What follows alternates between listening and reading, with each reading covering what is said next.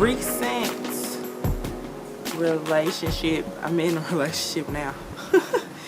um, his name is Sugar. Well, this is what I call him, and it's cool. We go through a lot of foolishness. We do because we young. I'm. this is about as clear as it can get because we young. Like, he's finding himself, I'm finding myself. I met him, I think I was 19 when I met him, and it was so stupid. He was in my Western Civilization class, and I was like, y'all, who is that? And so, they was like, oh, that's Dix. So, one day he didn't come to class, right? And I walked up to him and I was like, you in my class? And he was like, yeah, I saw you. I said, we took a lot of notes. And he was like, word? I was like, yeah, we took a lot of notes the day you ain't come to class.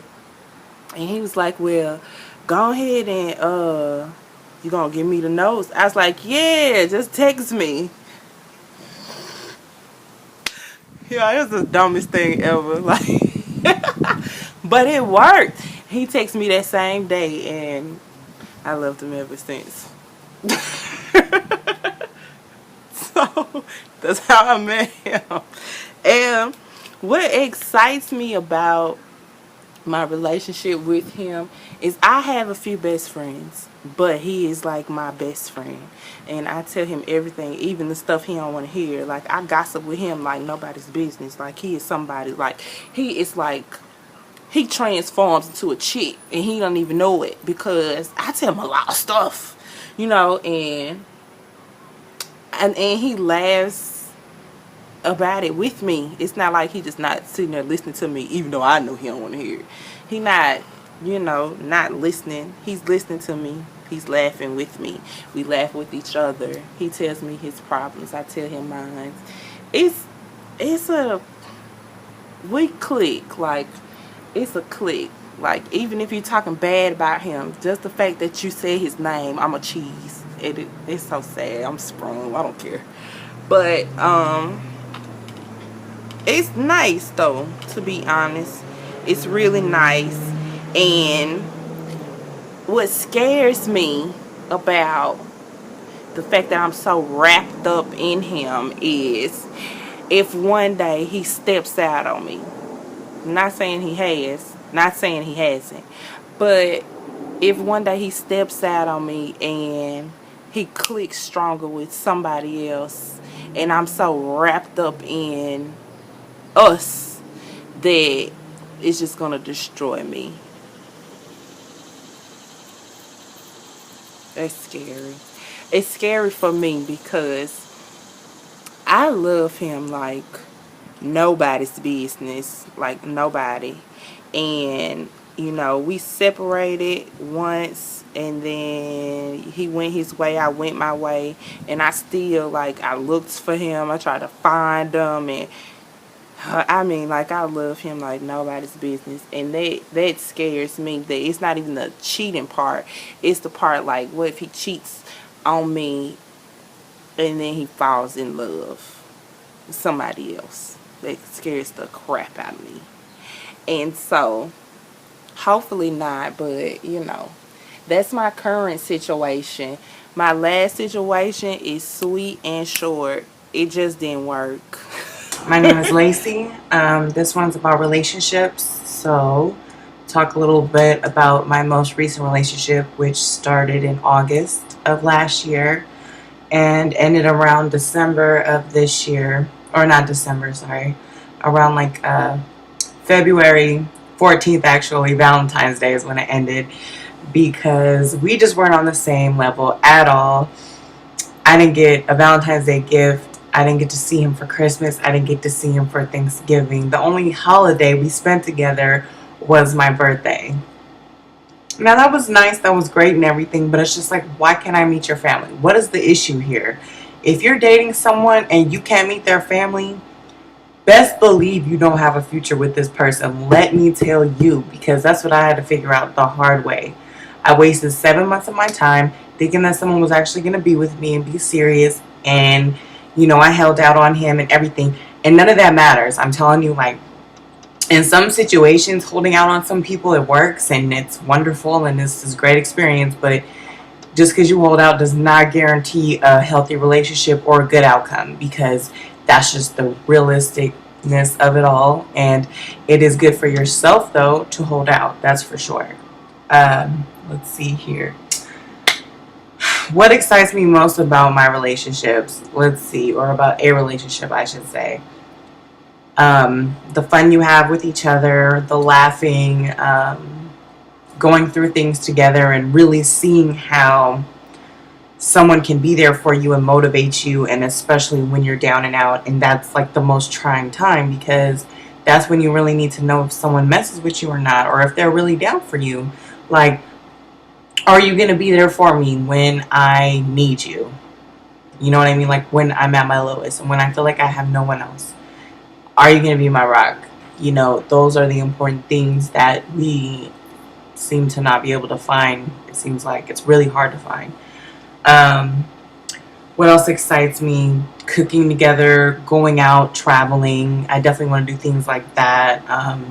Getting to know each other, knowing that there's so many similar things that we like to do, and laughing at the same things, having the same sense of humor. Laughing is definitely a number one thing for me in relationships, because if you don't have a sense of humor together, I don't know what you have. You have like a boring relationship or something, because if you're not laughing together, yeah, good luck.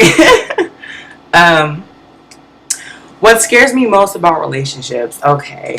I would have to say, if I'm messing up, if I'm doing something wrong and they're not telling me, and they're just sitting there kind of having a prejudgment on me or whatever, and if the communication's not good, that's what scares me most about relationships and about them ending. Like, what's gonna happen when it ends? Because whenever I break up with someone, or I should say when someone breaks up with me, because I haven't really had to break up with people, it's usually me, because it's always a guy who's not ready, or they're trying to end it because maybe I'm not the one. And it's like, it's so irritating, because it's like, why do men have to sit there and say, oh, well, maybe the next one's going to be the one? Like, you don't even know what's in front of you right now. Like, you're not even taking that into consideration. So how are you going to sit there and say, oh, let me go and find the next one? So those are the things that scare me. Like, is he sitting there wondering, is she the one or not? Like, why do we have to even do that? If we have a good connection, let's just ride. Let's ride this out. Let's see how it goes. If something crazy happens, let's start reevaluating. But you should not be evaluating me if I'm the one or not, or if you made the right choice. You know what I mean? So that's my example of things that scare me. What do I look for? I look for honesty, loyalty, creativeness, sense of humor, trust, respect. Definitely, I want them to want to meet my family and to love my family, to love me for me. I'm an African American and white woman, and there's a lot of things that come along with that. A lot of prejudgments, a lot of racism, a lot of hatred. I'm not gonna say consistently, but it definitely does happen. People come up to me speaking Spanish because they think I'm Spanish, there's nothing wrong with that. But there's just a lot of things that come with being a mixed person. And so you have to be ready for that if you're going to be in a relationship, because there's a part of me that, yeah, I'm all hunky-dory and happy-go-lucky, but then when you piss me off, you're going to see the sister come out. Now, I'm not going to say I'm ignorant. That's definitely not it. But the attitude is going to come out, and it does exist, okay? Let's see. What else do I look for? Someone who is inspiring. Someone who's going to motivate me to do better.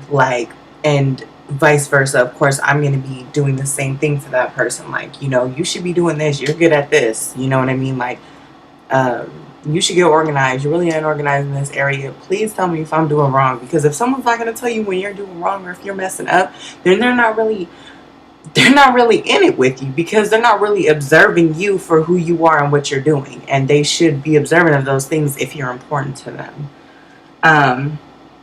Why did my last relationship end? I was putting in 200%. I wanted a relationship. He didn't. I was accepting of so many things, but he just couldn't accept the one thing that I wanted to be in a relationship. So that has to be the most biggest reason why we ended. And he had anger issues too. And I'm a sweetheart if you know me. And I can't deal with no angry ass people. Like, I'm sorry, I just can't. um, any self evaluations for me, I must say I need to work on not being so sensitive. I need to stop putting all my eggs in one basket as soon as I meet someone thinking that they're the one, because that's not always going to be the fact. Someone might end up being a friend, a network, whatever. But if you go into something expecting too much and expecting way too high of someone who's not showing you that they're worth those high expectations, then that's where I think we mess up at. So that's it for that. What's going on, y'all? It's me again, checking here with Diary of Friends again, coming back at you. Today we're going to talk about relationships, and I guess I'm going to start off with telling you that I'm very relationship prone. Uh, do I do well in relationships? Hell no. Um, Mostly because I usually always end up getting hurt. With that being said, usually I give 110 and I get 10% in half return. No respect, no loyalty, none of that. But I have lived and I have learned, and I have kind of put up a wall against just being in relationships and trusting people. Is a very difficult thing for me to get past. The last few relationships, used and abused, left hung dry like a towel on your grandma's clothesline in the backyard. But I have taken the bad with the bad and the good with the good, and really striving to move on, to do better, to one day find my happiness, because relationships to me are important because you have a companion, you have someone that you can rely on, someone that's there for you. You know, like when you're single, you go to the movies and you see a good movie and you're laughing, and you look to the right, you look to the left, and you forgot you went by yourself and you can't laugh at nobody. But when you get a relationship, you can laugh with whoever you with. I like that kind of stuff. When I come home, dinner may be ready. It may not, but at least I have those options of knowing that it's a possibility it could be. You know, Valentine's Day, birthdays, all those things.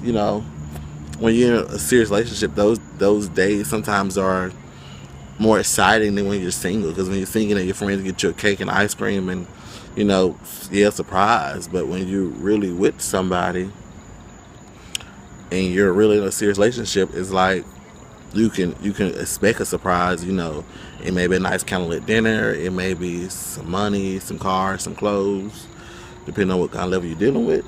But I just really, I would like a relationship, like I said, but at this current moment, just keep my options open and see what comes my way. But again, this is Diary of Friends. Live inspired and be inspired. And I'm checking out for today. Holla at y'all later. Relationships, relationships, relationships. Who doesn't love talking about relationships? The good, the bad, the ugly relationships.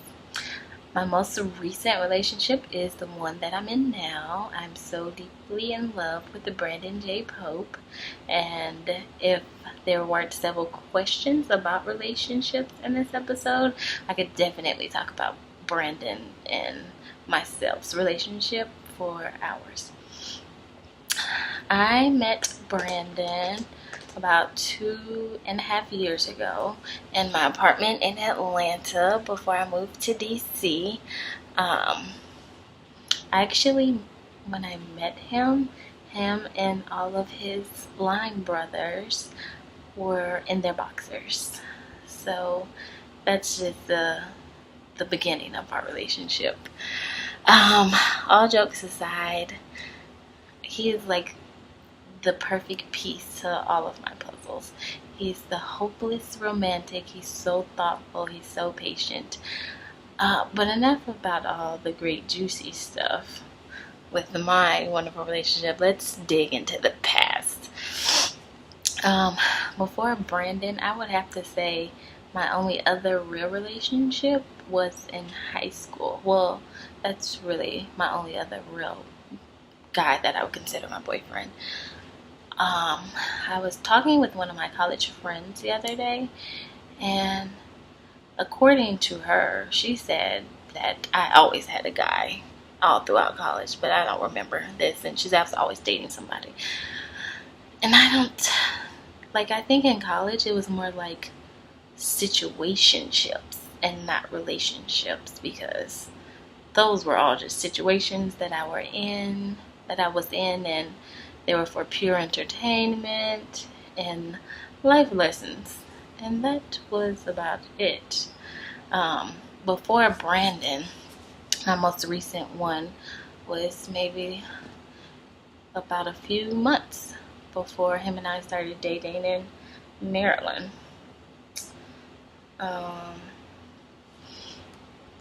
The thing that excites me about relationships, it's when it's like the perfect match. Like I said, Brandon is like the perfect piece to each puzzle that I ever have. We're so similar, but we're so different. I don't really think anything scares me about relationships. Like, I had one major heartbreak at the very beginning of college, and then after that one heartbreak, I promised myself I would never, ever, ever, ever get that low again for anybody. Because realistically, you come in this world alone, you go in this world alone. Who you choose to have companionship with while you're here is just a plus. But ultimately, you should be focusing on how to better yourself, the world, and the people that you love around you. So if your companion is a great one and somebody who you love, then yes, focus on them. But you should never let anybody like bring you down or tear you apart verbally, mentally, physically. So if something like that scares you in a relationship, then run. Run fast the other way. What do I look for in a guy? I mean, initially, of course, when you first see someone, you have to be attracted to them. Now, if you can stimulate me, stimulate my mind, stimulate a few other things, then just kidding. But yeah, if you can stimulate my mind and we really connect on a deep intellectual basis, that's already such a major advantage.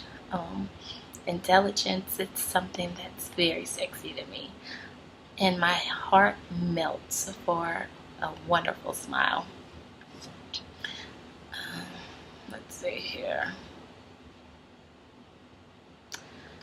My last relationship ended because of distance, and some guys think with their other head when their girlfriend is not around. So if you're weak when you're apart, then how could you last a lifetime? And that's pretty much how I looked at it, and it was no point. And I'm kind of the type of girl where once I cut off the feelings, then everything else is dead to me. Like, who are you? What's your number? Did we ever talk? You know, the regular things. So that's how I look at relationships.